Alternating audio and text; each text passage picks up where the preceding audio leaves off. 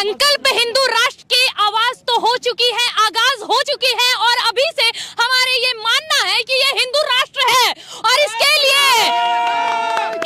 लिए हम लोगों के अलावा अगर कोई आगाज कर सकता है तो वो है हमारे देश के साधु संत ऋषि मुनि, क्योंकि जिस देश में रामचरितमानस जलाया जाए उस राष्ट्र में उस व्यक्ति को जीवित रहने का कोई हक नहीं। अस्सलाम वालेकुम, welcome to my show the Noorin show.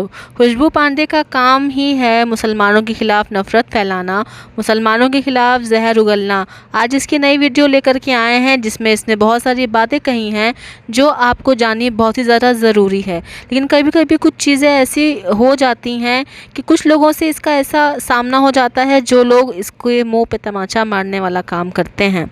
Video बहुत ही मज़ेदार होने वाली है, वीडियो को आखिर तक ज़रूर देखिएगा। तो चलिए शुरू करते हैं आज की इस वीडियो को। संकल्प हिंदू राष्ट्र की आवाज तो हो चुकी है, आगाज हो चुकी है और अभी से हमारे ये मानना है कि ये हिंदू राष्ट्र है और इसके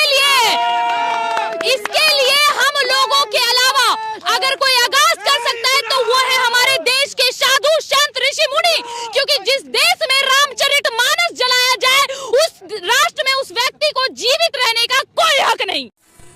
जय श्री राम, हर हर महादेव।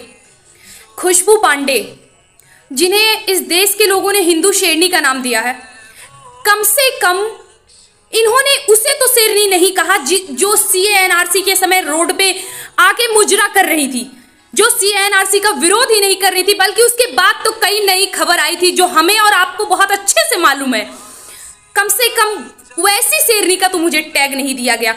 उतनी गलत होने के बाद तुम्हारी वो औरतें और उतने ही गलत होने के बाद तुम जब शेर और शेरनी का उपाधि ले सकते हो, तो मैं तो फिर भी अपने धर्म के लिए बोल रही हूँ, मैं तो फिर भी अपने धर्म के लिए उठ रही हूँ, खड़ी हो रही हूँ और लड़ रही हूँ।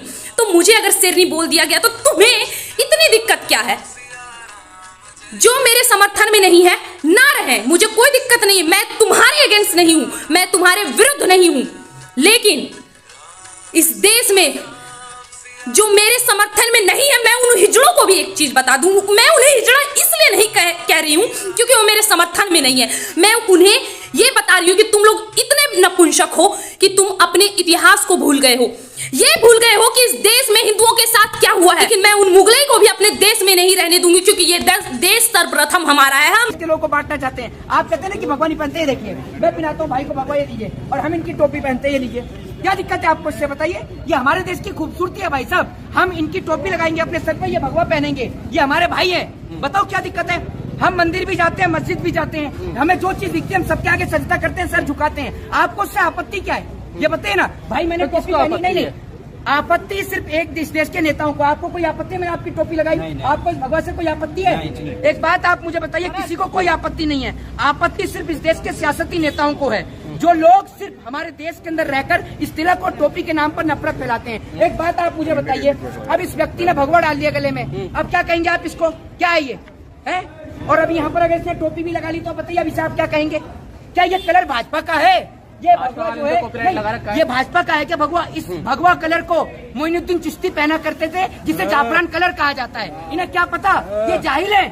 ये भाजपा वाले जितने सब जाहिलों के सरदार हैं, ये समझ लीजिए, सारे एक से बढ़कर एक नौटंकीबाज हैं। आज देश की स्थिति खराब है, देश महंगाई से जूझ रहा है, बेरोजगारी से जूझ रहा है, देश के युवाओं के पास शिक्षा नहीं है, देश के नौजवान के पास रोजगार नहीं है। लेकिन भाजपा करती क्या है? मंदिर और मस्जिद के नाम पे ये वही कर्नाटक की सरजमी में मैं खड़ा हुआ हूँ, जहाँ कर्नाटक पे कभी बहन बेटियों को पर्दे का हटाने की बात की गई, उनका हिजाब हटाने की बात की गई। एक बात आप मुझे बताइए, क्या हिजाब सिर्फ हिंदू धर्म में है? मुसलमान धर्म में, हिंदू में नहीं है। हिंदू धर्म में बहन बेटी घूंघट ओढ़ती हैं। आज अगर आप मुसलमान बहन बेटियों का हिजाब हटवाएंगे तो कल को आप हिंदुओं को कहेंगे कि अपनी बहन बेटियों का घूंघट हटवाएं?